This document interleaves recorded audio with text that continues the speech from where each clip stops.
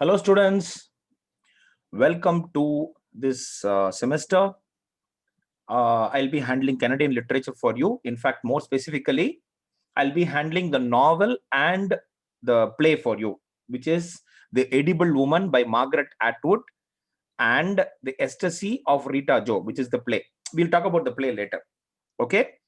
So what we will do, that play is written by George Riga, but I'll introduce that play separately to you. So I thought we'll we'll introduce I would like to introduce the novel to you. Okay. So we are dealing with The Edible Woman, written by Canadian author Margaret Atwood. And let me introduce you can have a good look at so this is The Edible Woman. This is the novel that we are going to be reading studying this semester. Okay, and this is Margaret Atwood, the author. By the way, she runs a very successful writing program online.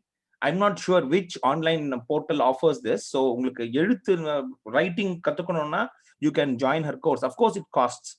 I think in Udemy, if I'm right, in Udemy, Udemy, if I'm right. Okay, so and then she's written so many novels, and we are looking at Edible Woman, which is actually not her first novel. She wrote a novel before Edible Woman, but we'll talk about that in the introduction to the novel.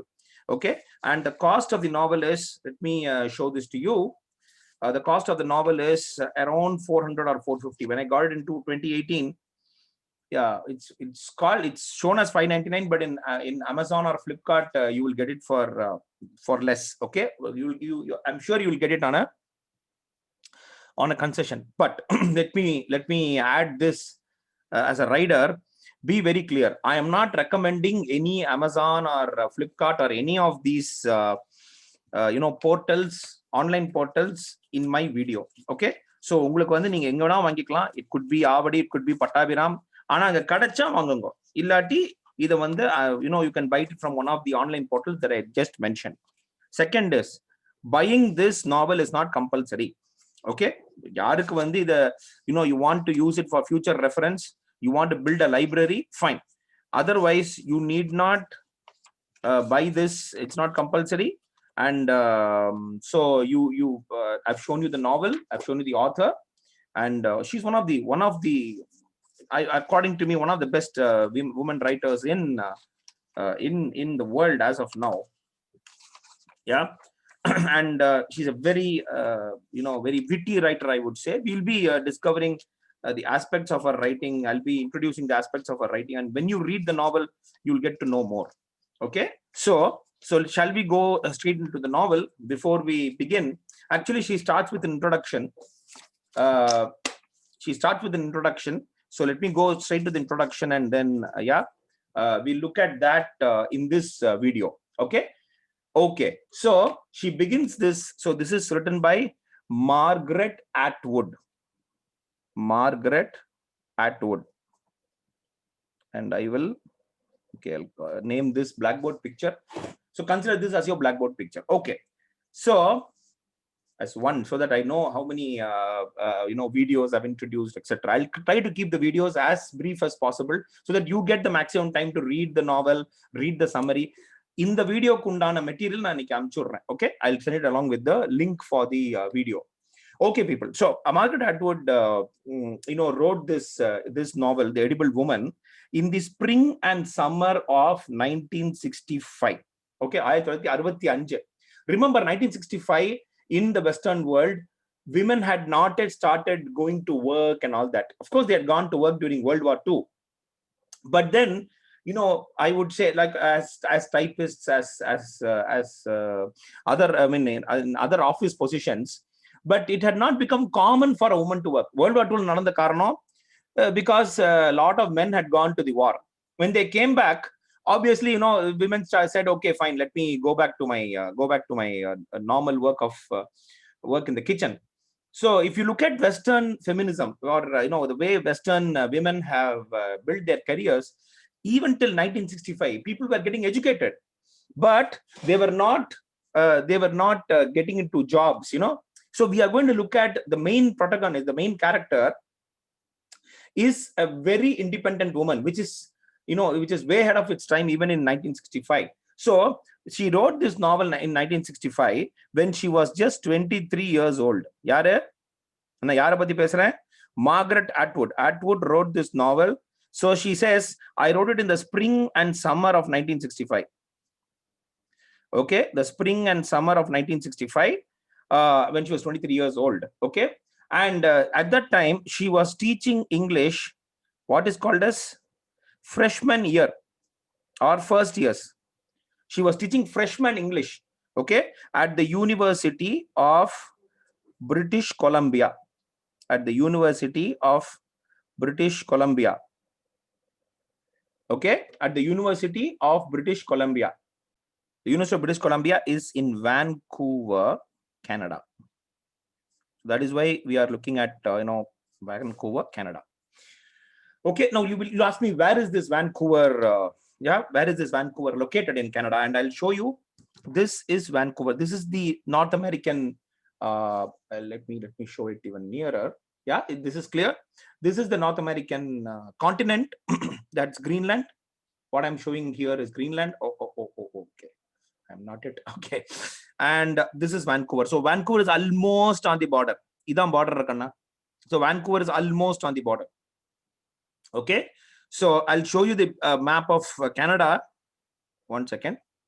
So this is Vancouver. So this is the border. So this is Vancouver. This is Canada.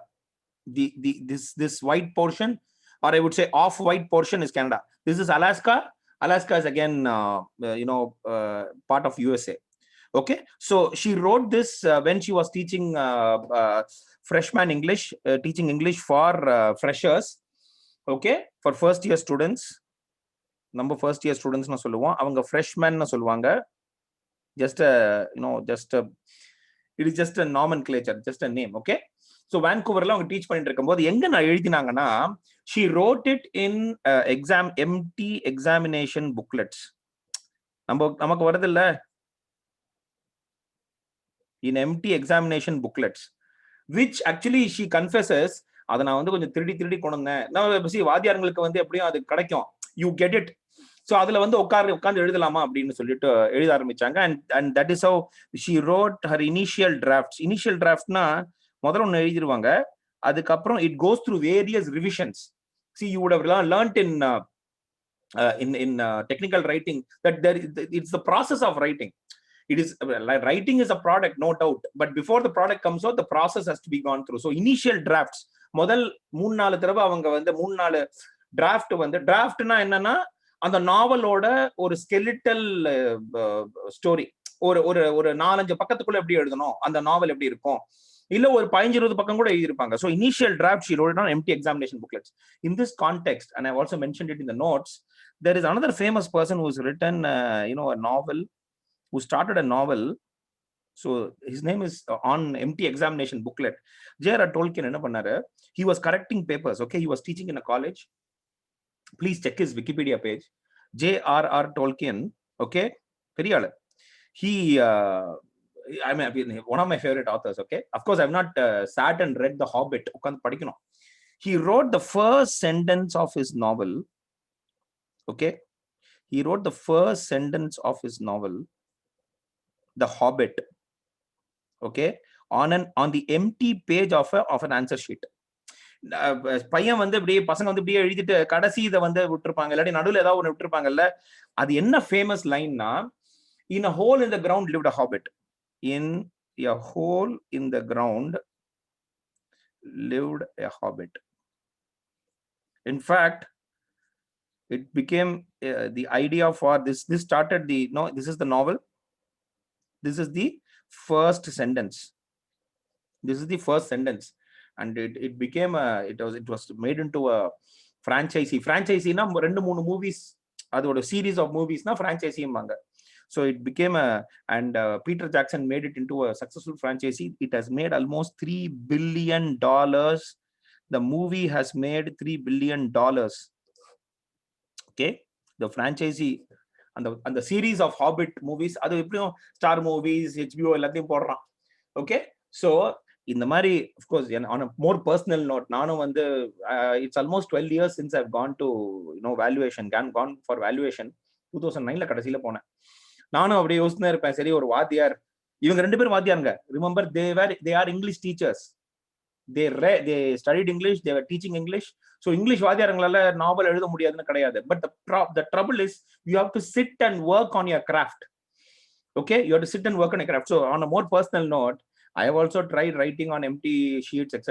ஒன்னும் இல்ல, ஒரு paragraph தாண்டி வராது. Maybe I may be able to write something witty, but ஏதாவது ஒரு கொஞ்சம் ஜோக்கா இருக்கிற மாதிரி எழுதுவேனே தவிர ஒரு full length novel இப்போ வரைக்கும், or even something to the length of 5,000 words, I am not able to do it. I admit it. I admit my weakness. And I feel bad about it. You know, at the age of 44, it feels bad that you don't have a book in your name. Anyway, let us pray to God that 2021 is a good year. So J.R.R. Tolkien has written this. This is on a more personal note. So இதை நான் பாக்ஸ்ல போட்டுறேன். இதுக்கும் edible உமனுக்கும் சம்பந்தம் இல்லை, இதுக்கும் ரைட்டிங்கும் சம்பந்தம் இருக்கு. அதனால தான் you know this movie franchise was directed by Peter Jackson. பெரிய அது நல்ல சக்கப்போடு போட்டது. Almost $2.935 billion. அவ பாத்துக்கோங்க, அவங்க செலவழிச்சது ஒரு 800 million நினைக்கிறேன். Anyway, so this is what this is writing. Okay, so Atwood admit பண்றா. She admits that the idea for the novel came to her when she was 23 years of age, and she completed the novel when she was 24 years of age. Okay, when she was 24 years old. So இப்படிதான் வந்து அதை conceive ஆச்சு.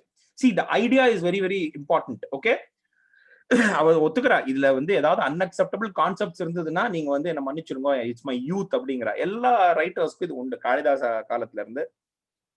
See, they will say இதுல ஏதாவது ஒரு பிழை இருந்ததுன்னா என்ன மன்னிச்சிருங்க அப்படின்னு தான் சொல்லி ஒரு ஒர்க்கை ப்ரெசென்ட் பண்ணுவா. பிஹெச்டிலையும் அது அந்த வழக்கம் உண்டு. Any mistakes are totally mind அப்படின்னு சொல்லி அதை மன்னிச்சிருங்க அப்படின்னு அவ சொல்லுவா. So what has happened here is she wrote this novel when she hardly had any idea about writing. So ஏதோ ஒண்ணு நம்ம எப்படி எழுதுறதுன்னு தெரியல, நாவலுக்கு ஐடியா வந்தது, கடற்கடன்னு எழுத ஆரம்பிச்சிடலாம்னு நினைச்சா. Okay, but what is the concept of this novel? Atwood actually, she explored the concept of symbolic cannibalism. Now, what is this symbolic cannibalism? I'd like to show you something before we proceed further. Okay, so let us look at some aspect of symbolic cannibalism which we have at our local store. See, there is a very at least popular product or easily available product called Smart Bite, which has biscuits shaped as animals. Okay, so this is a rabbit. I'll take out one more. A cow. Okay, and wait. Yeah, that's a crocodile. And you have repetitive shapes. I mean, you have some 4 or 5 or 6 shapes like this, biscuits like this in the shape of animals. And what happens is, you know, this is an aspect of symbolic cannibalism. I mean, the nearest that you can come to symbolic cannibalism, in the sense that, see, when we look at food in the shape of, that is, which have been you know, shaped as figures of animals or of humans, then that is symbolic cannibalism. And she wanted to look at this concept in this novel. So that is her. And in fact, she gives an example. Actually, the idea came to her, நீங்க introduction படிச்சு பார்த்தீங்கன்னா உங்களுக்கு தெரியும். The idea came to her when she saw at a confectioner, that is where they buy chocolates and other sweets, at a confectioner, you know, a pig made out of marzipan pig shape. And if you look at you know, what is it, you know, gummy bears, you find this the same thing, you know, small bear shaped you know, chocolates, you know, gel like chocolates. So she refers to wedding cakes and chocolates which are shaped like animals or human beings. And she says, why is it that we first admire it and then we eat it with relish? ரொம்ப ரசித்து சாப்பிடுவோம். So does this go back to some primordial, you know, by primordial I mean, you know, our caveman existence where we were cannibals, okay, to our cannibal like existence. And this is a very common factor in see இதே வந்து நம்ம ஆஸ்பெக்ட்ல especially Hindu philosophy or Indian பிலாசபில என்னன்னா இதை பத்தி பேசவே மாட்டாங்க. கேனிபலிசம் எக்ஸிஸ்டட் எஸ், பட் நம்ம வந்து அதை பண்ணக்கூடாது. நம்ம வந்து எந்த அளவுக்கு சாத்விகமா இருக்கமோ நல்லது. சாத்விகம் டஸ் நாட் மீன், சாத்விக் means that which does not உன்னை வந்து எதுக்கும் தூண்டக்கூடாது, தேவையில்லாம ஒரு எமோஷன்ஸ்க்கு தூண்டக்கூடாது. Okay, so we admire such food and we eat it. We admire this kind of food and we eat it with relish, with a lot of relish. So in the primordial feeling, you see, this cannibalism is something primordial. Is it that abdina kekra? And this concept plays a huge role in the through the main character. She explores this concept. Okay, and then she comes to her to other aspects of her novel. She says that this is not her first novel. In fact, her first novel was so this she has written in 1965. Her first novel had been written in 1963, and it's not Edible Woman, but this got published first. So நீங்க லிஸ்ட்ல எடுத்து பாத்தீங்கன்னாக்க இதுதான் முதல்ல காட்டியிருப்பாங்க. ஏன்னா this was published first. ஏன்னா நீங்க எழுதிருவீங்க, but then it should be you should be able to publish it. So yeah, இதான் முதல் இது அப்படின்னு காட்டியிருப்பாங்க. Okay, so her first novel came out in 1963, but this she sent the Edible Woman to a publisher, and what happened is it never got published for nearly 4 years. It got first published in 1969, and there was a coincidence, an unlucky coincidence, or unfortunate, or unintentional, unlucky nu sollakudadu, unintentional coincidence. 1969 was the rise of feminism, the rise of feminist theory. And she openly says that the Edible Woman is not a feminist novel. Na feminism manasila vachindi edudala. It is not a feminist novel. In fact, if you can call it, it is a proto-feminist novel. What is proto? What is the word proto? ஞாபகம் இல்ல. Proto means first or original. So or I would say preceding feminism. Feminism introduce பண்ற ஒரு விஷயம். So she calls this, and then she says, ரொம்ப அழகா சொல்றா, see, what is feminism அப்படிங்கறத அவ கேக்குறா. She is asking. So இது வரைக்கும் புரிஞ்சுட்டா? So Atwood, I'll just, before I go on to the next page, Atwood published this novel when wrote this novel in 1965. It got published in 1969. This is not her first novel, and in this novel she's exploring the concept of symbolic cannibalism. Okay, so she's looking at this, and what is happening here is she says very clearly in the introduction that yeah, just write this, the Edible Woman. Yeah, she's making things very clear. She says, look, if you are going to actually the rise of feminism and the publication of this novel was unintentional. Okay, the Edible Woman was unintentional. So she felt that there is no connection between this and that. And then so critics என்ன பண்ணிட்டாங்க, okay, it's a feminist novel சொன்ன உடனே இல்ல இது வந்து feminist novel, it's a proto feminist novel அப்படினா அவங்க சொல்லிடுறாங்க. it's a proto feminist novel னு சொல்லிட்டோ. See, she's introducing her concept of feminism, or what is feminism அப்படிங்கறா. Feminismல எப்பவுமே there will be a central character, a woman character, a lady. Okay, so the heroine, she will go through some crisis, something. What will happen is either she'll be faced with a problem of a career choice, which with the main character faces. Okay, so career enna problem na, it is going nowhere. Pa onu sollatuma, endha career me it will go nowhere. Can I tell you something? After 20 years of experience, I thought that teaching was something else, and I discovered that teaching is something else.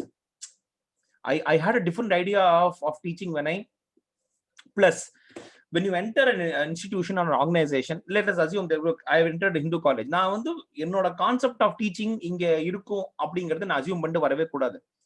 Irukku, right? That's why now at the age of 44, whatever new, something new which is offered to me, I don't assume anything. I just take it, see it for what it is. அதோட மெரிட்ஸோட judge பண்ணிட்டு அதுக்கப்புறம் நான் அதை அப்படியே விட்டுருவேன். அதை நான் follow பண்ணுவேன், அப்படி விட்டுருவேன். So my career is going nowhere. My career has gone nowhere if I look at it. But a lot of things have happened. Look at the positives. 20 batches of students. You are my 21st batch, which is I mean, I don't know. I feel very proud about it. I may have done a good job or a bad job. Or let us look at career. Career, it's going nowhere. Discover yourself. இந்த மாதிரி நமக்கு வந்து நமக்கு 5 பஞ்சபூதங்களையும் கொடுத்த ஒரு நிமிஷம். I'm getting a call. So one is of course the problem of of a career. The other is that usually a feminist heroine, I mean a heroine in a feminist novel faces is that of marriage. Okay, is that of marriage. So what happens is, so in the marriage, unfortunately, it's an exit from a career. Even today, that's a huge problem. If not marriage, motherhood. Okay, if not marriage is a problem, motherhood is a problem. Mother aitangana, certainly the demands on mothers are more than on non-married. I mean, on non-mothers and on non-married women. So naturally, so she presents all these problems in a very unique manner in this novel. And remember, this novel was written in 1965.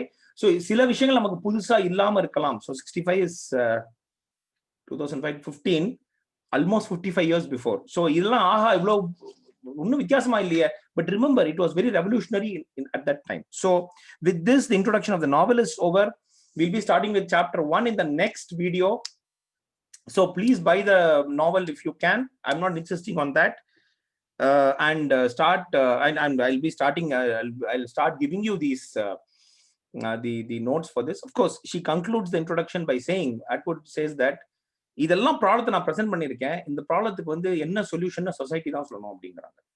And till the goals of feminism are achieved, let us not think that feminism is gone, or people say feminism எல்லாம் முடிஞ்சு போச்சு, அதெல்லாம் கிடையாது அப்படின்றாங்க. Okay, so please read the novel. Introduction in the video la mudinjirtho. So we will take up chapter 1 in the next video. So thanks a lot, people. Best of luck. Continue reading and keep asking questions.